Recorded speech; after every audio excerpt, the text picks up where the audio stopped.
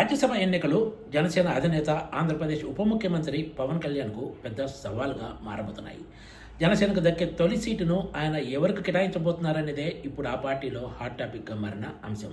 జూన్లో ఖాళీ కానున్న 4 రాజ్యసభ సీట్లకు సంబంధించి ఇప్పటికే షెడ్యూల్ వెలువడింది.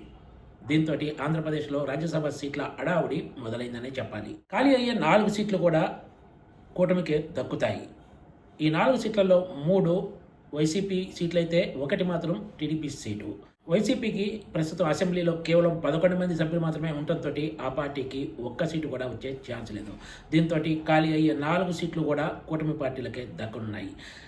కూటమికి దక్కనున్న 4 సీట్లలో 1 సీటు మాత్రం గ్యారంటీగా జనసేనకు కేటాయించబోతున్నారు. మరో సీట్ను బీజేపీ అడిగే అవకాశం ఉందని ప్రచారం జరుగుతుంది. అయితే ఈసారికి మాత్రం బీజేపీకి సీటు కేటాయించే అవకాశం లేదని టీడీపీ అధినేత ముఖ్యమంత్రి చంద్రబాబు నాయుడు చెబుతున్నట్లు వార్తలు వస్తున్నాయి. బీజేపీ రాష్ట్ర అధ్యక్షుడు మాధవ్తో కూడా చంద్రబాబు ఇదే విషయాన్ని చెప్పారంటూ మీడియాలో వార్తలు వచ్చాయి. అంతవరకు బాగానే ఉన్నా కూడా ప్రధాని నరేంద్ర మోడీ, కేంద్ర హోంమంత్రి అమిత్ షాలు రంగంలోకి దిగి తమకు సీటు కావాలంటే చంద్రబాబు నో చెప్పే పరిస్థితి ఉండదనేది ఎక్కువ మంది టీడీపీ నాయకులు చెప్తున్న మాట. ప్రస్తుతానికైతే 1 సీటు జనసేనకు వెళ్ళడం ఖాయం. 3 సీట్లు టీడీపీ ఖాతాలో ఉంటాయి. బీజేపీ అడిగితే మాత్రం ఈ సంఖ్య 2కే పరిమితం అవుతుంది. అయితే జనసేనకు దక్కే 1 సీటు మాత్రం వివాదాస్పద పారిశ్రామికవేత్త లింగమనేని రమేష్ కేటాయించే అవకాశం ఉందని ఎప్పటి నుంచో ప్రచారం జరుగుతుంది. జనసేన అధినేత పవన్ కళ్యాణ్ ఇప్పటికే దీనిపై నిర్ణయం తీసుకున్నారంటూ కూడా ఆ పార్టీ నాయకులు కొంతమంది చెప్తున్నారు. అయితే అసలు పార్టీలో సభ్యత్వం కూడా లేని లింగమనేని రమేష్కు రాజ్యసభ సీటు ఎలా ఇస్తారంటూ కూడా కొంతమంది నాయకులు ప్రశ్నిస్తున్నారు. దీంతో పాటు ఇప్పుడు కొంతమంది నాయకులు మరో కొత్త వాదనను కూడా తెర మీదకి తీసుకొస్తున్నారు. లింగమనేని రమేష్ అటు ముఖ్యమంత్రి చంద్రబాబు నాయుడు కూడా సన్నిహితుడు అనే విషయం తెలిసిందే. రాష్ట్ర విభజన తర్వాత చంద్రబాబు నాయుడు ఏపీకి షిఫ్ట్ అయ్యాక అరకట్టలో లింగమనేని రమేష్కి చెందిన గెస్ట్ హౌస్లోనే ఆయన నివాసం ఉంటున్నారు. ఇప్పటికీ కూడా అదే గెస్ట్ హౌస్లో ఆయన ఉంటున్న విషయం తెలిసిందే. అలాంటి లింగమనేని రమేష్కు జనసేన నుంచి రాజ్యసభ సీటు కేటాయిస్తే అది ఉమ్మడి పార్టీల అభ్యర్థిగా మారుతాడు తప్ప ఆయన జనసేన అభ్యర్థి ఎలా అవుతాడంటూ కొంతమంది నాయకులు కొత్త వాదనను తెర మీదకు తీసుకొస్తున్నారు. ప్రస్తుతం చంద్రబాబు నాయుడు నివాసం ఉంటున్న లింగమనేని రమేష్ గెస్ట్ హౌస్ అక్రమ కట్టడం అంటూ రాష్ట్ర విభజన తర్వాత తొలిసారి అధికారంలోకి వచ్చిన సమయంలో అప్పటి సాగునీటి శాఖ మంత్రి దేవినేని ఉమామహేశ్వరరావు ఆరోపణలు గుప్పించారు. కరకట్టపై ఉన్న లింగమనేని రమేష్ గెస్ట్ హౌస్తో పాటు ఇతర గెస్ట్ హౌస్లపై కూడా పెద్ద ఎత్తున వివాదం చెలరేగిన సంగతి తెలిసిందే. లింగమనేని రమేష్ తన సినిమా షూటింగ్ల కోసం పార్టీ ఆఫీస్ పక్కన ఉన్న స్థలాన్ని కూడా కేటాయించారంటూ పవన్ కళ్యాణ్ గతంలో ఒక సినిమా ఫంక్షన్లో అధికారికంగానే చెప్పారు. అంతేకాకుండా మంగళగిరిలో జనసేన పార్టీ కార్యాలయం కోసం ఆయనే స్థలాన్ని సమకూర్చారని కూడా పార్టీ నాయకుల్లో ప్రచారంలో ఉంది. ఇవన్నీ చూస్తే జనసేన లింగమనేని రమేష్కి సీట్ ఇస్తే ఆయన పార్టీ అభ్యర్థిగా కాకుండా ఉమ్మడి అభ్యర్థిగా ప్రచారం జరిగే ప్రమాదం ఉందనేది కొంతమంది జనసేన నాయకుల వాదన.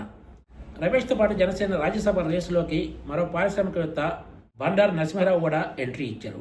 బండారు నరసింహారావు కూడా పవన్ కళ్యాణ్కు సన్నిహితుడని ఆ పార్టీ వర్గాలు చెప్తున్నాయి. గతంలో ఆయన లోక్సభ బరిలో నిలిచేందుకు ప్రయత్నం చేశారు, కానీ ఛాన్స్ దక్కలేదు. అందుకే ఈసారి తనకు రాజ్యసభ ఇవ్వాలని బండారు నరసింహారావు కోరుతున్నట్లు చెప్తున్నారు. వీళ్ళిద్దరే కాకుండా టాలీవుడ్కి చెందిన ప్రముఖ నిర్మాత కూడా జనసేన తరపున రాజ్యసభ రేసులో ఉండే అవకాశం ఉందని ఆ పార్టీ నాయకులు చెప్తున్నారు. ఇలాంటి వివాదాలు లేకుండా ఉండాలంటే ఈ నిర్మాతకు సీటు కేటాయించే అవకాశం కూడా లేకపోలేదనే అభిప్రాయం ఆ పార్టీ నాయకుల్లో ఉంది. టీడీపీ జాబితా విషయానికి వస్తే ఆ పార్టీకి దక్కే సీట్లు 2, 3 అనే అంశంపై స్పష్టత లేకపోయినా ఆశావహుల జాబితా మాత్రం 1/2 డజన్కు పైనే ఉందని చెప్పాలి. ప్రస్తుతానికి టీడీపీకి 3 సీట్లు దక్కే అవకాశం స్పష్టంగా కనిపిస్తుంది. అయితే బీజేపీ అడిగితే మాత్రం ఈ సీట్ల సంఖ్య 2కే పరిమితం అవుతుంది. టీడీపీకి పక్కాగా దక్కే 2 సీట్లలో 1 సీటు మాత్రం మంత్రి నారా లోకేష్ సన్నిహితుడు సానా సతీష్కు రెన్యువల్ ఉంటుందని ఎక్కువ మంది నాయకులు చెప్తున్న మాట. ఎందుకంటే ఆయనకు 7 క్రితమే రాజ్యసభ ఛాన్స్ ఇచ్చినందున మరోసారి రెన్యువల్ అనేది పక్కా అన్నది ఆ పార్టీ నాయకుల అభిప్రాయం. మిగిలిన 2 సీట్ల కోసం పోటీ పడే వాళ్ళ సంఖ్య 1/2 డజన్కు పైగానే ఉంది.